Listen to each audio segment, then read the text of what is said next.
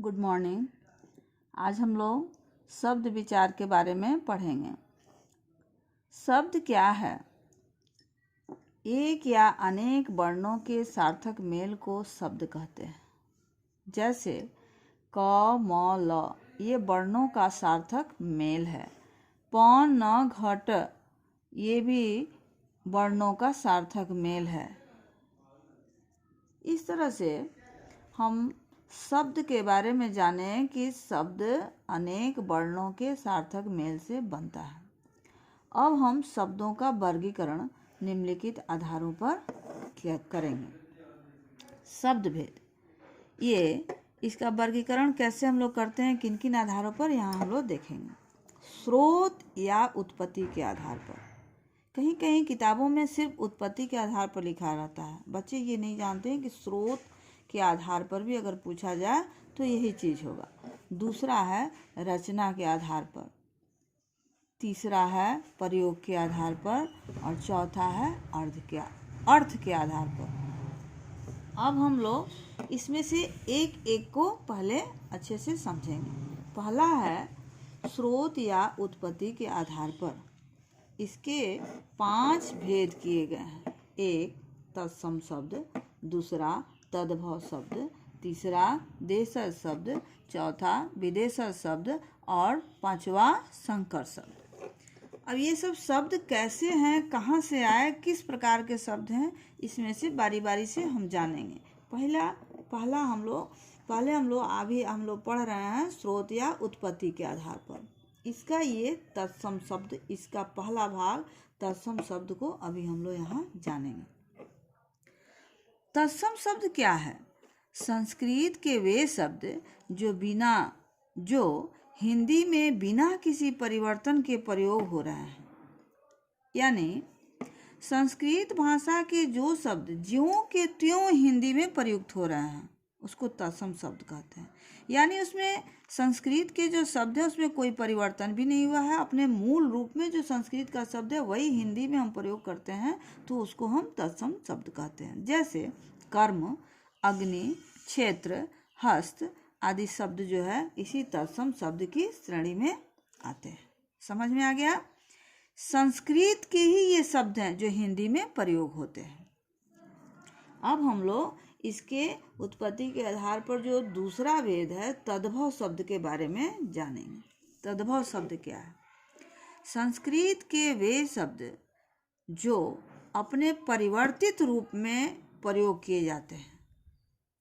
फिर से समझिए, संस्कृत के जो शब्द परिवर्तित रूप में हिंदी भाषा में प्रयोग किए जाते हैं वो तद्भव कहलाते हैं। या इसको ऐसे समझें कि संस्कृत के शब्द जब घिसते घिसते या अन्य भाषाओं और बोलियों के प्रभाव से अपना रूप बदल लेते हैं तो वे तद्भव शब्द कहलाते हैं। यानी संस्कृत के ही शब्द जब अपने थोड़े से परिवर्तन के साथ हिंदी में प्रयोग किए जाते हैं तब वो तद्भव कहलाते हैं। इसको भी अब हम उदाहरण के द्वारा स्पष्ट करते हैं। जैसे हस्त, घिसते घिसते हाथ हो गया। हस्त शब्द संस्कृत का है, लेकिन वो घिसते फिरते आया तो बाद में ये हाथ हो गया हिंदी में। दंत जो संस्कृत का शब्द है बाद में दांत हो गया। क्षेत्र भी खेत के रूप में चल पड़ा। अब ये छ का प्रोनाउंसिएशन, छ का उच्चारण हम लोग ख की तरह करते हैं। ये तत्सम से बदल करके जब तद्भव में आते हैं तो छ ख हो जाते हैं। और भी उदाहरण में देखेंगे कुछ तत्सम शब्द और उसके क्या तद्भव रूप है वो यहाँ पर हम आप लोगों को समझा रहे हैं। सप्त, यानी जब सप्त तत्सम के हैं तो उसका तद्भव रूप 7 हो गया। मयूर तत्सम शब्द है तो उसका तद्भव रूप मोर हो गया। वर्ष तत्सम शब्द है तो ये बरस तद्भव रूप हो गया। लक्ष्य ये तत्सम शब्द है, यहाँ पर लाख ये तद्भव रूप हो गया इसका।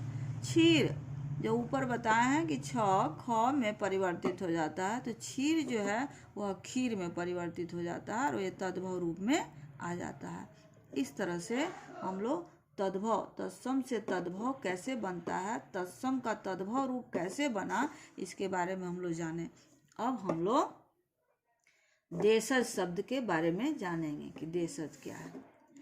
ये वे शब्द हैं जो क्षेत्रीय भाषाओं या उपभाषाओं से आए हैं और प्रचलित भी हैं, जैसे पगड़ी, डिबिया, झुग्गी, खटोला, लोटा आदि।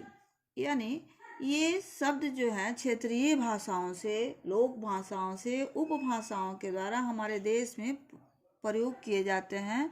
इसी को हम लोग देशज शब्द कहते हैं। ये हमारे देश की भाषा है। आगे हम लोग अब विदेशज शब्द की ओर चलेंगे। विदेशज शब्द ये विदेशी शब्द हैं। जैसा कि हम लोग जानते हैं कि एक बहुत लंबे समय तक हमारा देश जो है वह गुलाम रहा और भारत पर लंबे समय तक विदेशियों के शासन के कारण यहाँ जो शासन करने आए हमारे देश पर, वो अपनी अपनी भाषाओं के प्रभाव में हम लोगों को रखे। और जब भी कोई व्यक्ति किसी के संपर्क में आता है तो उसकी भाषाएं भी उसके निकट आ जाती हैं। इस तरह से जो हमारे देश पर शासन किए, उन लोगों के साथ रहते रहते उनकी भाषाएं हम लोगों ने सीख लिया और उसका प्रयोग अभी तक हम लोग करते आ रहे हैं। जैसे विदेशी शब्दों को हम आगत शब्द भी कहते हैं, यानी ये आए हुए शब्द हैं। ये मेरे देश की भाषा नहीं है, ये विदेशों से आया हुआ शब्द है, इनको आगत शब्द कहते हैं। जैसे अंग्रेजी के शब्द में court, college, fees, ticket, station आदि। ये जब अंग्रेज हमारे देश में शासन कर रहे थे, अंग्रेजों के संपर्क में जब हम लोग रह रहे थे, तो उस समय उनके द्वारा बोली जाने वाली भाषाओं को हमने सीख लिया था और आज भी उसको हम लोग प्रयोग करते हैं। अरबी फारसी शब्द भी हैं, उससे जो शब्द हम लोग सीखे हैं वो औरत, इज्जत, कानून, वकील, आदमी, जमीन, खूबसूरत आदि, ये सब शब्द हमारे अरबी फारसी के शब्द हैं। तुर्की और पुर्तगाली शब्द, ये लोग भी हमारे देश पर शासन किया था, उनसे जो शब्द हम लोगों ने सीखा वे शब्द यहाँ पर हैं। तौलिया, चाकू, कैंची, साबुन, बाल्टी आदि। ये तुर्क और पुर्तगाल के लोग जब हमारे यहाँ शासन किए तो इन शब्दों का वो लोग प्रयोग करता रहा और हम लोग उसको सीख के अभी भी इसका प्रयोग करते हैं। उसका प्रभाव हम लोग के भाषा पर पड़ा। अब है चीनी शब्द। चीनी, जब चीन के लोग यहाँ पर हमारे देश में शासन कर रहे थे तब हम लोग उन लोगों ने प्रयोग किया चाय, लीची आदि शब्दों का, जिसको हम लोग सीख लिए और आज भी इसका प्रयोग करते हैं। इस तरह से हम लोग अब एक अंतिम शब्द का उत्पत्ति के आधार पर जो शब्द भेद है पांचवा, यह संकर शब्द है। इसके बारे में हम लोग जानेंगे। दो भाषाओं के मेल से बने शब्द संकर शब्द कहलाते हैं। जैसे रेलगाड़ी, रेल जो है ये अंग्रेजी के शब्द है और गाड़ी हिंदी का शब्द है।